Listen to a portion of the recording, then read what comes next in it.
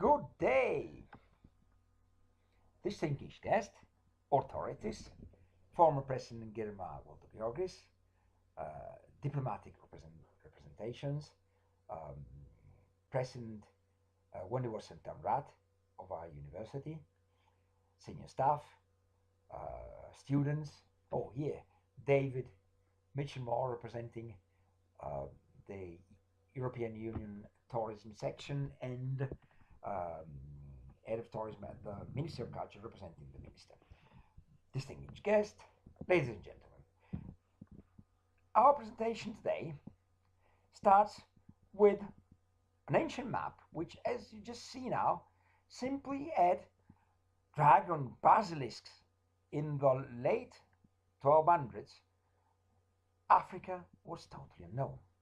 The Andrea Bianco map starts actually putting the map in context, but doesn't really have any information on Africa beyond the first cataracts in Egypt.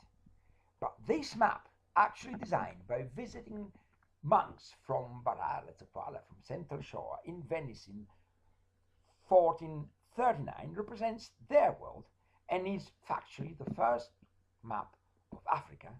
As you've just seen in the NASA slide here, from our map is the first one that represents the world as we would see now from the satellites, at least from this corner. We concentrate here actually on the fact that Ethiopia covers the name Ethiopia, but Abbassian Ethiopia was Abyssinia, or Ethiopia, today's Ethiopia, represents here a vast part of the whole continent. This central part of shore on the map can easily recognize, for example, Mount Zokwala, the Awash River, the Entoto Range. And so if we see this central bit of Barara, Ambanegest, and Sadai and describe Ambanegest as we discovered to be Mount Wachacha, on Mount Wachacha we have an absolutely major fort covering 13 hectares with 2.3 kilometers of very coarse wall, but up to 2 meters tall, with a bastion in front of the entry, an absolutely major fort. Actually, the forts below, like this one still on Mount Wachacha, on above Tatik, places called Gara Aria, are more modern in a way, even though they're also pretty well destroyed and collapsed. They're typical rectangular fort. This one is 100 meters by 60.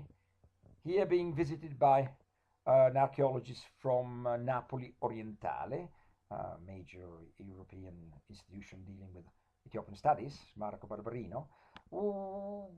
It has been discovered by us from satellite views, but we then practice this thing called MATLAB processing to identify the walls. And so here, the first two crisscrossed Sobel 3-bit X and Y algorithm actually show that the wall was a single collapsed wall and not a double or case lock wall. Here is again the core of the map. Barara and Banagest identified as Mount Wachacha and Sadai. So as we move to Sadai, Sadai is a twin city to the capital of Barara, just below Mount Wachacha's peaks. And here they are, Mount Wachacha's peaks covered with a national park, which is most likely the oldest national park in the world, decreed by Zera Jacob around 1435, with all the characteristics of what would be a national park. I've debated and published on that. Here's our friend David, the head of tourism at the ministry, with a very large shard in the ruins of Sadai, just inside the national park. Those very big shards probably indicate the fact that the site was abandoned rapidly. Nobody has trodden them, so you find wall pots nearly. So we have here major foundations along the track, masses of walls, literally hundreds and hundreds of meters of them, coarse wall bases. What was on top of them, we don't know. It could have been just wooden or mud walls or lost structures in any case. This is what we consider the main or elitist site, pretty complicated structures in Sadai town. Those sites, this town of Sadai, much like on the map, including this round tower, was protected by trenches. We have a complicated double set of trenches about 1.8 kilometers long with a ford in the middle, which we're still examining. And we must say that the signs are that this site was soon abandoned after a bellic or destructory event, not natural, man-made, and not repopulated since. Here's the core of Bassia in Ethiopia, or Central Shore, with Mount Zukwala, Mount Yere, the core of Ambanegest Barara, the capital city as referred by the map, and Sadai we just examined, with the Entoto range above. Addis Ababa was thus, we have elements to say, a major capital, the capital of Africa on the Fravaro map 600 years ago. Here is again Addis Ababa in context with the sites we're examining around it, quite a few of those down to Mount Yere, focusing on the Entoto ranges. Sorry, it was a day of rain, I haven't climbed since. At the back of Guleli Botanical Gardens is Kalu Tarara, which is a peak closing the view from Entoto, and so we found it filled with very ancient walls, indeed. Very solid, very well built, not particularly tall there. We have instead in Yeka twin forts called Pasmeda and Italian Meda today. We'll soon demonstrate they're not all Italian. They're shaped with case lock or curtain double walls and definitely round towers. One is a square structure, one is a parallelogram. Were actually seen at the back of the Russian and British embassy on Yeka, the twin tops of Yeka Hill, coordinating the military citadel joined by a road. On a 1912 Italian map, the first map of Addis Ababa with a proper grid, seen here. So actually, they're not Italian because this map has been designed around 1908 or 09. It's been published in Italy by Istituto Geografico Militare, and it clearly indicates, even expanding the map to fit it in the grid, exactly the fort we now call Italian Meda. Pity it's medieval. It's not definitely done by the Italians, as locals will tell you. In spite of it having old, probably Haile Selassie's artillery since in more recent time. It holds a 4 meter or nearly 4 meter tall tower, seen here in the round shape of pre-stellar forts. Big wars happened in Italy across the 14th and 15th century. They're called the Italian Wars. And by then, people developed this major collapsed round tower, probably up to 5 meters tall originally. And those forts had stellar or point on their towers to avoid being thrown down by heavy artillery. We still find, despite of in fact, as a sign of this destruction, massive constructive rubble or destroyed stones.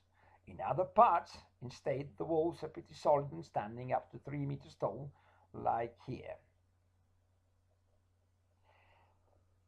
Again, on the forts in Yeka, on Italian Meda, we have a bunch of archaeologists and heritage management experts, including Felix Chami in the center, Tanzanian professor from Dar es Salaam, who actually traced Roman ports down to Mozambique, and a close friend of mine, head of our research group at the UPUI, Indiana and Purdue University, PR, Ian McIntosh. Here it's me standing in a village, and here is a fort. They are all in the Yeka area. The Yek and Magananya Hills and the pass, the Adwa Pass as it was called in the time of Minlik, actually hold 3 forts, 4 villages, 1 military citadel, and Washa Mikel in the next slides. This is part of the Ancorcha fort, which is actually the only fort in the area which is on the Framaro map, so we can positively define as pre-1435. So Washa Mikel has been indicated by Ugo Monere de Villar in his excavations in the late 30s with during the fast occupation, by the Sauter Belgian expedition of 1952-53, as most likely a 1400 church, which has sort of developed the Zagwe dynasty passion for new styles, by the way, and a huge structure. 9 naves collapsed as it was being built, most likely because of the nature of the stone, and a 20 meters wide facade. If we see again Addis Ababa from the satellite, it's not just structures on Entoto. We haven't seen the major ones, the so-called Entoto Royal Citadel or the Pentagon. And there's even something north of it we will see later called Barabedi.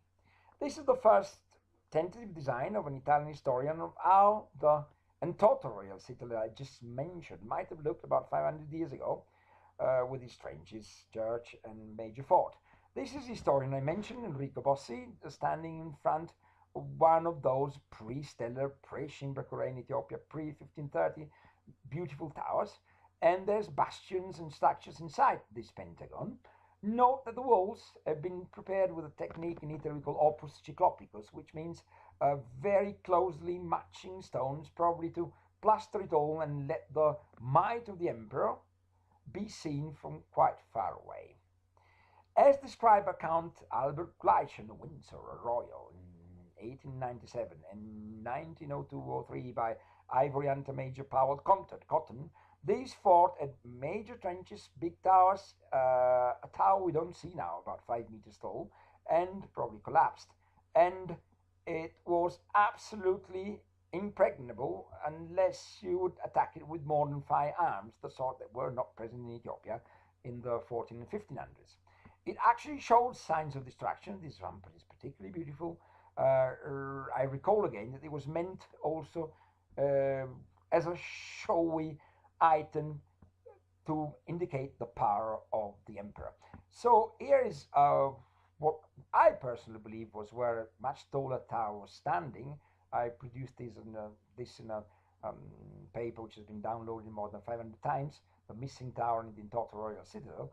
And we do have photos that show this fort, indicated again locally as an Italian fort from 1940 or whatever, or 37, as a medieval fort, because these photos were taken by Charles Michel in 1897 during the mission to save the previous, or find the previous Marchand mission, a piece of French African history. And there's a major tower we don't see anymore, probably collapsed in the time of Taito, or early time of Haile Selassie, which the stones of which the Italians have used to fix some of the doors or whatever of the fort to close themselves in when they were awaiting the British re-entry into town and the Arbognoch.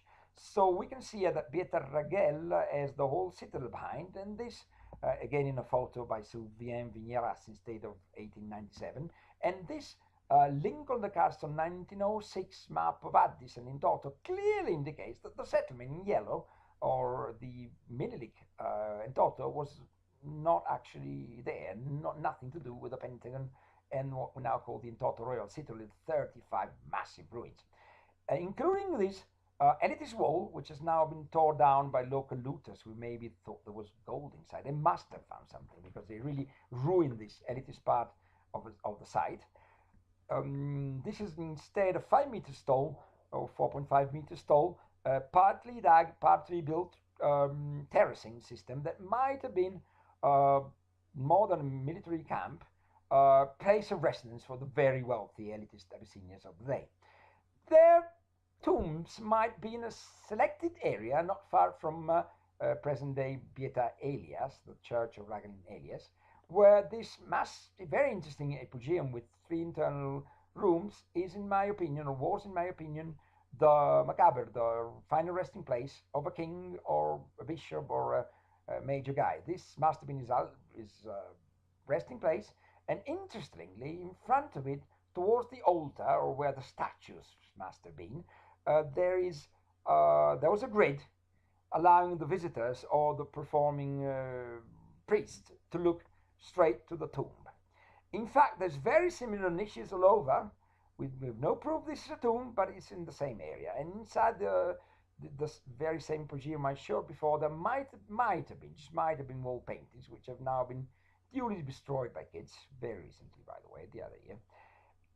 We have, in the terracing system I just mentioned, found a set of tools like this hammering or hitting tool, very solid, here presented by my archaeologist colleague, Professor Sam Walker.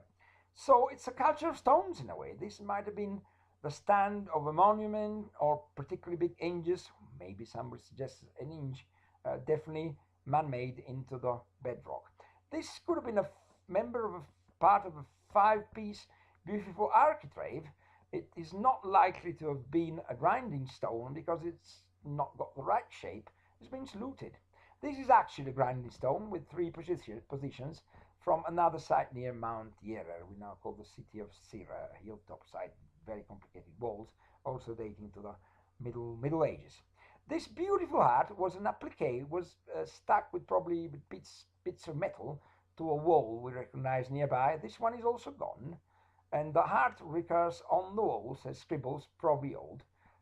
This sort of gargoyle-like nabir or leopard is still in place, but somebody has taken the care to smash the tang off and deface the whole thing. I don't know why.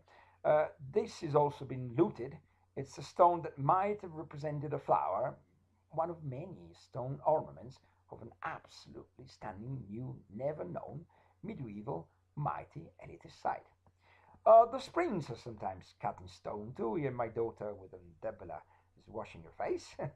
And we have all over the place steps and passages. In particular, these steps lead to pillar of a structure we now call the three-pillar facade, a major facade 12.5 meter wide, that is standing at the back of Pietra Ragelna Elias and was actually the main church there. We believe what is indicated now as David's church within the premises of Pietra Ragelna Elias was nothing but really the treasury of that major church or structure there. So where was Berara? We frankly have no proof yet, but the map puts it where Kasai Bagashu is not published yet, but these people and people in ISCCH have studied the recent discovery of an absolutely major medieval forge, probably producing weapons with lots of sludge, and we'd like them to publish it because it's an important element of discovery for us around Colfecranio. That is the area in northwest Addis where the ancient capital of Berara was. Yet, not far south of that, we have an absolutely stunning pentagonal fort, probably medieval, bigger even than the Intoto Pentagon, more regular. We haven't accessed yet because it's military protected and it's the siege of a major state-owned radio. Now we move just north of Berara, where the map says that the settlement of little town of Badabedi was. It's curious that the site of Badabedi was first found on the Fromaro map. Then I noted it from satellite views. Then I asked around. There was a reservoir going to be built. So Tekle Agos Edinburgh archaeology at Addis Ababa University had already visited it just before us. And he had noted all these stele. Imagine stele, just 25 kilometers north of Addis Ababa. Probably, in my opinion, accumulated here because they were not particularly liked by the Christians. They're pre-Christian stele. But these huge megalithic villages probably has something to do with a peculiar settlement called Badabedi then, according to the map, just south of Chancho, twin town to the very, very interesting settlement of Bedi, which is found nearer to Yentoto range. All these sites absolutely need excavation. Just south of Berara, instead, there's a set of known but not so visited medieval rock-hewn churches like the noted Adadi Mariam. They would tell you locally it's from 1200. I don't think so, because Richie Miyak and other Japanese scholars have shown that it has got the shape of an Stephanitis or a Stausean monument from the 14 or 1500s. Only this one has been dug in the rock and not in northwestern Ethiopia, but deep in Central Shoa. This curious little chapel, absolutely beautiful with its ceiling, is not far from the Abanebero complex, which I'll present later. About 40 little rock-hewn sites facing Melka Contura, exactly where a pillar and a cross on the Fromaro map indicate on a turn on a bend of the river Awash the existence of a major Christian church. So back to Prester John. He was actually a non-existing mythical figure, much like Queen Makeda or Balkis, a significant part of Ethiopian myth and history, but he was, in the end, recognized by the Europeans to be the Emperor of Ethiopia. His vast lands actually had a border.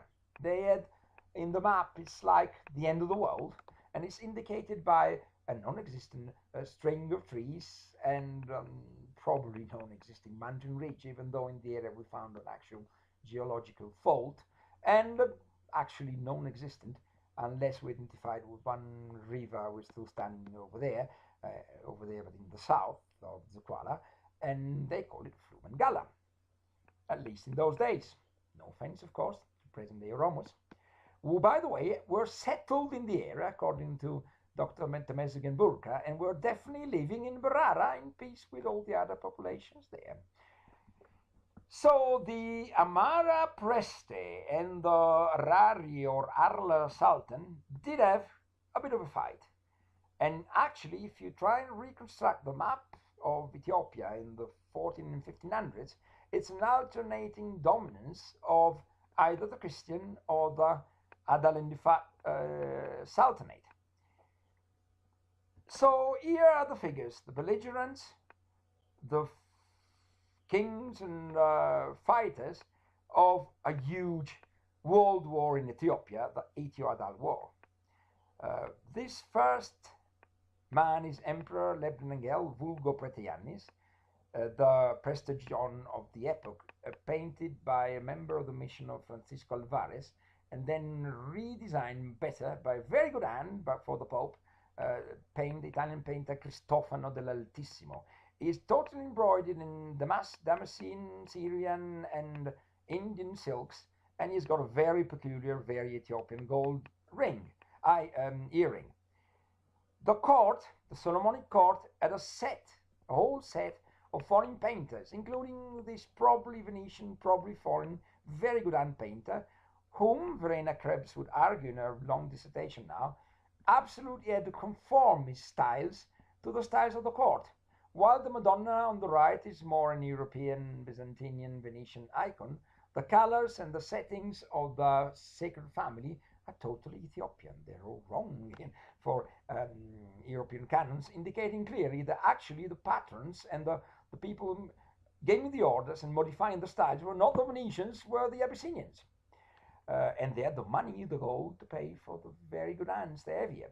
This is instead of Flemish painting of the 1500 representing a 1400 battle between Wedemarad and Sultan Ahmed bin Bedlai of Adel. So the history of the Ethiopian fights came all the way up to Europe, while the forts are very similar to the Christian camp forts, and they're still found all over, like this beautiful fort called Kosher Derbuga, to the Harari presence, if any. Derbuga actually means megalithic. This is the defenses of the fort, the outer wall absolutely massive before we get up to the towers, and this is a similar dairy fort, which is actually much the same as the Quasmeda fort we saw before, more square than rectangular, but with the same shape and the same round towers. So of course we had the Sultanate of Ifat and Adal in towards the coast on the Framauro map. Here it is actually, again, massive, not just forts. We also have the towns, like the old Gendarla site, indicated to the authorities by our team member Meftushash Abubakar, a remote sensing specialist from Toronto. Here I stand on the megalithic walls with Professor Muni Boubert from Harvard, who is an Harari who's been keen to help us protect and promote the sites. The Hararians are actually a bit ahead of us. This site is already being excavated by a UK team directed by Professor Tim Insall, Exeter University. Back to the Christian camp, this is again the trench in Ntoto. Major Paul Totten described it as about a meter taller, 6 meters taller than it is now, but the road has been built in the meanwhile. And I realized the trench system was actually threefold and covering quite a few kilometers, including this bit north of it, about 3 meters tall. The boy is not a little boy, actually he's a young boy, about 1.70 m plus tall, son of my friend, old tour operator Emanuele here. So coming back from personal family or friends to the trench system, it was particularly impressive. It could be that this part of the trench was clearly cut to make the opus cyclopicus, or the well-made external wall I was mentioned before. The big innovation the Hararis were first to acquire was the matchlock, probably via the Ottoman, or let's say Turkish by then, colleagues, or allies, they had a number of probably 400 matchlock men, and the weapon was absolutely disastrous to the history of Ethiopia because it's the first weapon which can be easily recharged and uh, fired at will via a wick that gives the firing to the system and the powders. This is actually a very old first kind of matchlock, and those of the 1500s were even more sophisticated.